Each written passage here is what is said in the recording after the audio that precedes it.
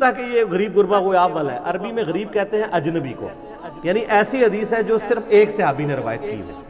बुखारी की जो हदीस है इन्नमल आमालु बिन्नियात, जो मुस्लिम में भी है, सही हदीस है लेकिन गरीब है क्योंकि इसका रावी एक है, सैयदुना उमर रज़ियल्लाहु ताला। तो ये सेहत के दर्जे में पूरी उतरती है। रहा ये वाला वसवसा कि अगर मगर की बात नहीं होती, ये अरब में स्टाइल है गुफ्तगू करने का, ये कोई मशकूक नहीं बनाता, वरना अगर ये मशकूक बनाता हो तो ये स्टाइल तो कुरान में मौजूद है।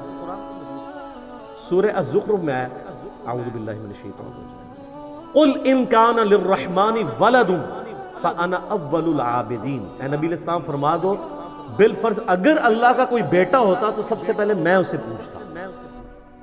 तो ये अगर मगर के साथ क्यों बात हो रही है? अल्लाह का तो बेटा होना ही नहीं, लम यलिद वलम यूलद। लेकिन कुरान क्या कहता है? अगर अल्लाह का कोई बेटा होता तो ए नबी फरमाओ मैं उसे पूछ रहा होता। तो चूंकि मैं किसी को नहीं पूछ रहा अल्लाह के सिवा, लिहाजा अल्लाह का कोई बेटा नहीं है। तो ये अल्लाह ने अगर मगर करके बात की, ये बात समझाने के लिए।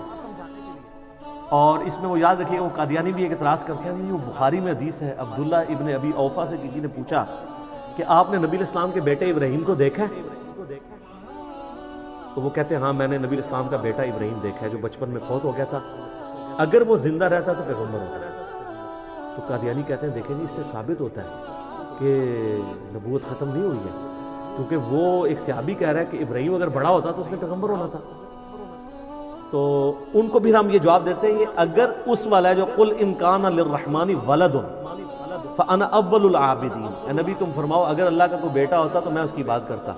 कादियानी दो नंबर ये करते हैं, ये हदीस आदि पढ़ते हैं, इसके आगे भी अल्फाज हैं।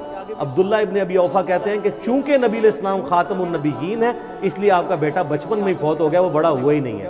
और ये तो खत्म नबूवत की दलील थी। यहाँ कई कादियानी आते हैं, वो लेके आते हैं, और जब उनको बात बताते हैं वो कहते हैं यार साढ़े मौलवी ने कहानी कराई है। कहानी कराई है भाई, बड़े बड़े लेवल की कहानी कराई है। तो वो अगर मगर वाला मामला उसके साथ जुड़ा हुआ है कि वो इसीलिए बड़ा नहीं हुआ कि नबी इस्लाम खातमुन नबिय्यीन है, इसकी वजह से आपके बेटे को जवानी नहीं नसीब हुई। अब आपको वो आयत समझ आएगी, मा काना मुहम्मदुन अबा अहदिम मिन रिजालिकुम वलाकिन रसूलुल्लाह व खातमुन नबिय्यीन। मोहम्मद तो मर्दों में किसी के बाप नहीं, उनका कोई बच्चा मर्द तक पहुंचेगा ही नहीं। उनकी खत्म नबूवत का तकाजा है कि उनका बच्चा मर्द ना हो, वरना जिस तरह इब्राहिम का बच्चा इस्माइल और इसहाक पैगंबर हुए तो नबी का भी प्रोटोकॉल था कि इमामुल अंबिया का बच्चा भी पैगंबर बनता। लेकिन ये प्रोटोकॉल खत्म नबूवत के मुनाफी होना था। बैक वक्त दोनों चीजें तो सर्टिफाई नहीं हो सकती थी ना, तो इसलिए अल्लाह ताला ने उनके बच्चे को जवानी तक जाने नहीं दिया, ताकि दूसरी वाली फजीलत को ये ना कहे कि इससे महरूम हो गया नबी इस्लाम। तो आप अलैहिस्सलाम को अल्लाह ने खत्म नबूवत उससे बड़ा टाइटल दे दिया जो किसी पैगंबर को नहीं मिला। तो ये अगर मगर वाली बात नहीं, ये स्टाइल है। कुरान में एक और जगह आता है, 18 अंबिया का जिक्र किया अल्लाह ताला ने सूरतुल अनाम में। उसके बाद इरशाद फरमाया वलौ अशरकू, अगर ये भी शिर्क करते लहबित अन्हुम मा कानू यामलून, तो हम इनके भी सारे अमाल बर्बाद कर देते।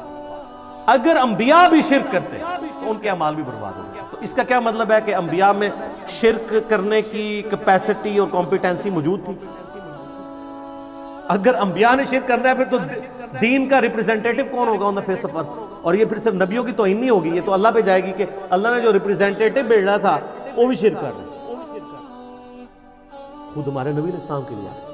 वलक़द ऊहिया इलैका व इलल लज़ीना मिन क़ब्लिक लइन अशरकता लयहबतन्न अमलुका व लतकूनन्न मिनल ख़ासिरीन। नबी तुम फरमा दो बेशक मेरी तरफ भी वही आई और मुझसे पहले तमाम नबियों की तरफ कि ए नबियों अगर तुमने भी शिर्क किया तुम्हारे सारे अमाल बर्बाद कर दिए जाएंगे और तुम आखिरत में खसारा पाने वाले हो जाओगे। सूरह बनी इसराइल में है कि नबी सल्लल्लाहु अलैहि वसल्लम के लिए अल्लाह ताला ने फरमाया कि ए नबी करीब था ये काफिर आपको राह हक से बहका देते और करीब था कि आप भी इनकी तरफ झुक जाते अगर हम आपको मजबूत न करते। और अगर ऐसा होता तो हम आपको दुनिया की जिंदगी में भी दुगना अजाब देते और आखिरत की जिंदगी में भी, और आपको अल्लाह से बचाने वाला कोई नहीं होता। तो ये भी अगर मगर के साथ। सूरह अल हाक्का के एंड में क्या आता है कि अगर ये नबी हमारी तरफ से कोई ऐसी बात कर दें जो हमने इनको वही नहीं की तो हम इनका दायां हाथ पकड़ के इनकी शारक काट दें। लेकिन ये याद रखिएगा ये सच्चे पैगंबर के लिए, झूठा पैगंबर जितना मर्जी करे उसकी शारक नहीं अल्लाह ने काटनी। सच्चे पैगंबर को अल्लाह ऑन कर रहा है उसके लिए, कोई कादियानी पे दूसरी तरफ चल पड़ता है। यहाँ पे अगर का जिक्र मौजूद है, कुरान में कई जगह अगर है कि अगर ऐसा होता तो ये हो जाता। वो बात समझाने के लिए होती है। ये सैयदना उमर की फजीलत है कि अगर मेरे बाद कोई नबी होता तो सैयदना उमर होते, यानी इनको एक प्रोटोकॉल दिया गया है। और ये सिर्फ सैयदना उमर के लिए प्रोटोकॉल नहीं है, हमने तो इस ट्रूथ को और भी रिवील किया है बहुत बड़े लेवल पे। ये तो तिरमिजी की रिवायत थी, बुखारी मुस्लिम में तो मौला अली के बारे में ऐसी रिवायत है कि ग़ज़वा तबूक के मौका पर सही बुखारी और मुस्लिम में आता है कि नबी इस्लाम ने बच्चों और औरतों पर हज़रत अली को अपना खलीफा छोड़ा और खुद चले गए तबूक पे। ये पहला और आखिरी मौका था कि किसी जंग में सैयदना अली शरीक नहीं हो रहे थे, तो उन्होंने रोना शुरू कर दिया कि या रसूल अल्लाह, मैं आपके बगैर आपको मैं इस तरह अकेला कैसे जाने दूँ। तो आपने फरमाया क्या तुम इस पर राजी नहीं हो कि तुम्हारी मेरे साथ वही निस्बत है जो हारून की मूसा के साथ, मगर मेरे बाद कोई नबी, कहीं ये ना हो कि कोई हज़रत अली कोई नबी मान ले। तो कुरान हकीम में हज़रत मूसा का सबसे बड़ा सपोर्टर कौन था? हारून अलैहिस्सलाम। इस लेवल का सपोर्टर नबी अलैहिस्सलाम के साथ मौला अली था। अच्छा, बाद लोग कहते हैं नहीं, ये रिजेम्बनेंस तो सिर्फ वो थी कि जैसे कोह तूर पे हज़रत हारून गए थे तो पीछे मूसा अलैहिस्सलाम गए थे और हारून को छोड़ गए थे, उसके साथ रिजेम्बनेंस दी जा रही है। तो सर वो जोशुआ इब्न नून को तो नहीं छोड़ के गए थे, सहाबी तो वो भी थे, अपने उस सहाबी को छोड़ के गए जो पैगंबर भी थे। नबी अलैहिस्सलाम के लिए भी वो सहाबी इस एतबार से, अगरचे वो पैगंबर नहीं है लेकिन इंपॉर्टेंट था, हारून अलैहिस्सलाम वाली निस्बत। और ये जिन लोगों को इस हदीस की समझ आई हुई है उनको पता है कि हज़रत अली की शान में नंबर 1 हदीस ये है। अगर आप मुझसे पूछे ना रूए अर्ज पे मौला अली की शान में पहले नंबर पे कौन सी हदीस है, तो ये बुखारी मुस्लिम की हदीस है। इसीलिए बुखारी मुस्लिम में हज़रत अली के फ़ज़ाइल के चैप्टर में पहली हदीस भी यही है। और दूसरी हदीस अली की शान में सबसे बड़ी वो है मन कुन्तु मौलाहु फ़हाज़ा अलीयुन मौला। और तीसरी है जो ये दूसरी वाली हदीस तिरमिज़ी में है, मुस्नद अहमद में है, मुस्लिम में भी गदीर खुम का कुछ हिस्सा है। और तीसरी हदीस मुस्लिम की 240, अली से मोहब्बत नहीं रखेगा मगर मोमिन, अली से बुग़्ज़ नहीं रखेगा मगर मुनाफिक। ये 3 टॉप ऑफ द लिस्ट हज़रत अली के फ़ज़ाइल है। तो उसमें भी आप देखें हज़रत हारून और मूसा की निस्बत का जिक्र। और ये इतनी क्रिटिकल हदीस थी कि जिनको समझ आई भी थी ना उनको वाकई हज़म नहीं थी होती। मुस्लिम शरीफ में इसका एक तरीक है ना कि साद इब्न अबी वक़ास का बेटा एक जगह जाके हदीस बयान करता है और सुनने वाला ताबी है, वो कहते हैं आपने वाकई हज़रत साद से हदीस सुनी है? कहते हैं हाँ वाकई सुनी, वाकई सुनी है, मैं आपके बाप से जाके तस्दीक करूँगा।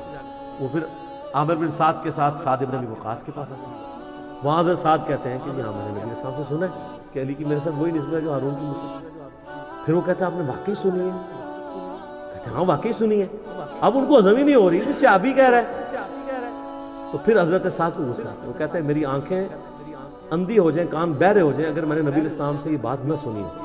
और बाज़ जगह तुर्क में आता है कि आपने फरमाया कि कम से कम मैंने 7 दफ़ा ये बात नबी इस्लाम से सुनी। चूंकि हज़रत मुआविया का दौर था, हज़रत अली की इतनी बड़ी फजीलत किसी को हज़म ही नहीं हो सकती, तो इसलिए मुश्किल खड़ी है। लिहाजा ये भी हदीस ठीक है और दूसरी तरफ वो हदीस भी सैयदना उमर की शान में। और मैंने आज से 7 साल पहले हज़रत उमर के फ़ज़ाइल पे एक लेक्चर दिया था, मसला नंबर 65।